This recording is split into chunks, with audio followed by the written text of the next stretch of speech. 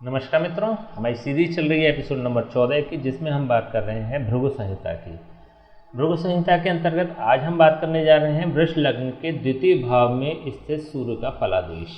वृष लग्न मतलब प्रथम भाव में 2 नंबर होता है, तो इसको वृष लग्न कहते हैं। वृष लग्न में सिंह राशि का स्वामी होता है सूर्य, और सूर्य राशि इसके चतुर्थ भाव में पड़ती है। चतुर्थ भाव का स्वामी होकर द्वितीय भाव में स्थित होता है। यदि चतुर्थ भाव से बात करें तो यह अपने से एकादश भाव में स्थित होता है, अपने से लाभ भाव में स्थित होता है।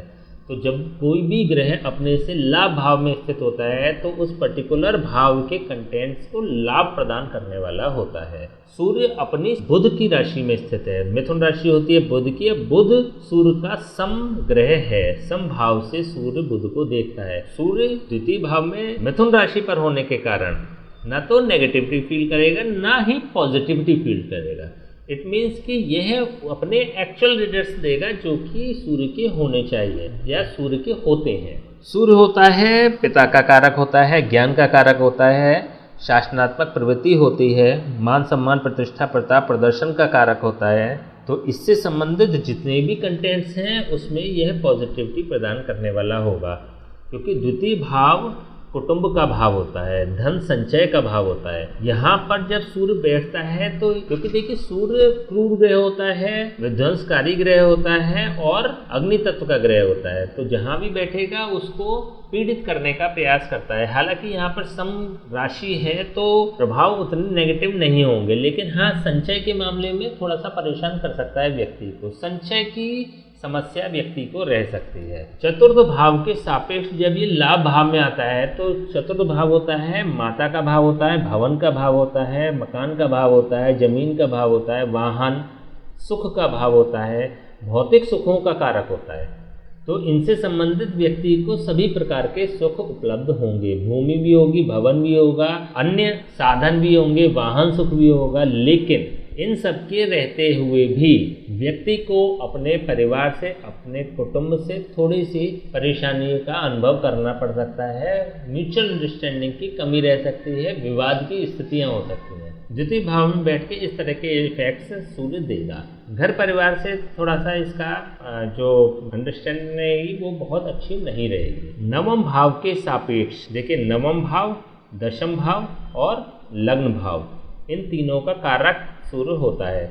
तो लग्न भाव के सापेक्ष ये अपने से छठे भाव में जा रहा है, तो इसका मतलब ये हुआ कि यह व्यक्ति को भाग्यशाली नहीं बनाता। व्यक्ति को किसी भी चीज को प्राप्त करने के लिए संघर्ष करना पड़ता है। जितनी भी चतुर्थ भाव के कंटेंट्स हैं, चतुर्थ भाव से संबंधित हम बात कर रहे हैं, ये बहुत मेहनत करने पर व्यक्ति को मिलेंगे, सहज उपलब्ध नहीं होंगे। इसके लिए व्यक्ति को बहुत प्रयास करने पड़ेंगे। दशम भाव के सापेक्ष ये अपने से पंचम भाव पर है। 1 2 3 4 5 पंचम भाव। पंचम भाव होता है त्रिकोण भाव। अपने से पंचम होने का मतलब हो जाता है तो ये एक पॉजिटिव साइन होता है, पॉजिटिविटी होती है कि इसका कार्य क्षेत्र जो होगा व्यक्ति का या प्रोफेशन जो होगा वो उच्च स्तर का होगा, बेहतर होगा। अपने प्रोफेशन में ये मान प्रतिष्ठा सम्मान और धैर्य का परिचय देने वाले होते हैं ऐसे लोग। लग्न के सापेक्ष अगर देखें तो लग्न के सापेक्ष यह अपने से द्वितीय स्थान पर है। ये भी एक शुभ संकेत होता है। कोई भी ग्रह यदि अपने कारक स्थान से द्वितीय स्थान पर पहुंच जाता है तो वो उसके प्रभाव की वृद्धि करने वाला होता है। फेम तो बहुत अच्छा होगा, प्रभाव बहुत अच्छा होगा, मान सम्मान बहुत अच्छा होगा,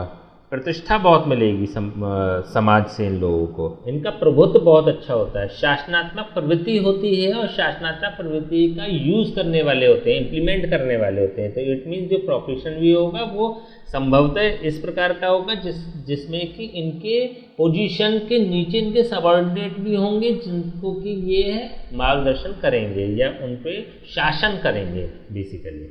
अब देख लेते हैं इसकी दृष्टि। सूर्य की सप्तम दृष्टि होती है, एकमात्र सप्तम दृष्टि होती है, और अपनी सप्तम दृष्टि से ये अपने मित्र की राशि को देख रहा है। धनु राशि होती है गुरु की राशि, और गुरु सूर्य का मित्र है। अपने मित्र की राशि को देखने के कारण ये आयु की वृद्धि करने वाला होगा, अचानक धन प्राप्ति कराने वाला होगा, अचानक लाभ प्रदान कराने वाला होगा और गुप्त ज्ञान प्रदान करने वाला होगा। देखिए सूर्य होता है ज्ञान का कारक। जब इसकी दृष्टि गुरु की राशि पर अष्टम भाव में पड़ती है ना, तो ये है व्यक्ति को क्यूरियोसिटी वाली जितने भी होते हैं, मिस्ट्री से रिलेटेड जितनी भी फील्ड होती हैं, जिसमें कि ऑकल्ट साइंस, ज्योतिष भी आती है, ऑकल्ट साइंस से रिलेटेड, धर्म से रिलेटेड, इन चीज़ों में झुकाव प्रदान करता है और इसको जानने की जिज्ञासा भी प्रदान करता है। लेकिन जितने भी ज्ञान प्राप्त करते हैं वो ऑथेंटिक ज्ञान प्राप्त करते हैं, लकीर के फकीर नहीं होते, परंपरागत चीज़ों को स्वीकार नहीं करते जब तक कि वह अपने तर्कों की पृष्ठभूमि पर जब तक कि तोल नहीं लेते उस चीज़ को, तब तक कि उसको स्वीकार नहीं करते। देखिए, ये जितनी भी हम बात कर रहे हैं ये हम एक ब्रीफ में बात कर रहे हैं। जैसे कि अगर आपको चतुर्थ भाव के सापेक्ष सूर्य को देखना है तो आपको चतुर्थ भाव के अन्य कंटेंट्स को भी इसमें कंसीडर करना पड़ेगा। चतुर्थ भाव की हम बात कर चुके हैं, वीडियो के अंत में हम इसका लिंक भी दे देंगे, जिससे कि अगर आप चाहें तो चतुर्थ भाव के बारे में और द्वितीय भाव के बारे में ज्ञान प्राप्त कर सकते हैं, जिससे कि इनके और भी कंटेंट्स को आप इसमें जोड़ सकते हैं। चलिए अब इसकी हम उपाय की बात कर लेते हैं।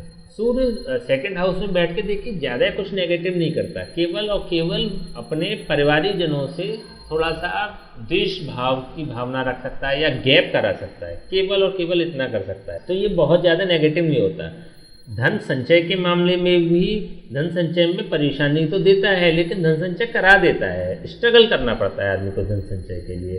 तो इन जनरल अगर सेकंड हाउस में इसकी प्लेसमेंट भी है तो ये अच्छी स्थिति में है। फिर भी अगर ऐसा महसूस होता है कि कुटुंब से रिलेटेड या धन संचय से रिलेटेड अगर कुछ विशेष रूप से परेशानियां आ रही हैं, तो इसके लिए अगर महिला की कुंडली है तो बाएं हाथ में और पुरुष की कुंडली है तो दाएं हाथ की कलाई में तांबे का कड़ा धारण कर सकते हैं, जिससे कि ये थर्ड हाउस को क्लिक करने लगेगा और 60% रिजल्ट्स ये थर्ड हाउस के देने लगेगा, जिससे कि इसका प्रभाव सेकंड हाउस से कम हो जाएगा। तो ये किया जा सकता है जिससे कि ये भाग्य के सापेक्ष बेहतर हो जाएगा, लेकिन हाँ कर्म के सापेक्ष इसकी स्थिति बहुत अच्छी नहीं होगी। तो डिपेंड करता है, क्योंकि अगर संचय से ही संबंधित समस्या है तो ये उपाय किया जा सकता है। अथवा एक उपाय और भी किया जा सकता है कि सूर्य के पदार्थ जैसे गेहूँ बहते पानी में 43 दिन प्रवाहित करना चाहिए। सूर्य रविवार से स्टार्ट करें, रविवार से शुरू करें और 43 दिन लगातार 43 डेज कंटिन्यूसली आप गेहूँ बहते जल में प्रवाहित करें। शुद्ध पानी होना चाहिए, नदी का पानी होना चाहिए या नहर का पानी होना चाहिए, उसमें प्रवाहित करें, जिससे कि ये चतुर्थ भाव में क्लिक करने लगेगा। तो चतुर्थ भाव के सापेक्ष, क्योंकि ये अपने स्वयं के भाव में होगा तो इसको बिगाड़ेगा भी नहीं। हालांकि जब चतुर्थ भाव में बैठता है तो माता को कष्ट देता है, लेकिन इस स्थिति में नहीं देगा क्योंकि यह इसकी स्वयं की राशि है। तो अगर ये भी कर लेते हैं तो ये भी बेहतर होगा। लेकिन फिर अगेन यहाँ से ये भाग्य भाव के प्रति या भाग्य भाव के सापेक्ष ये थोड़ा सा संघर्ष कराने वाला बन सकता है।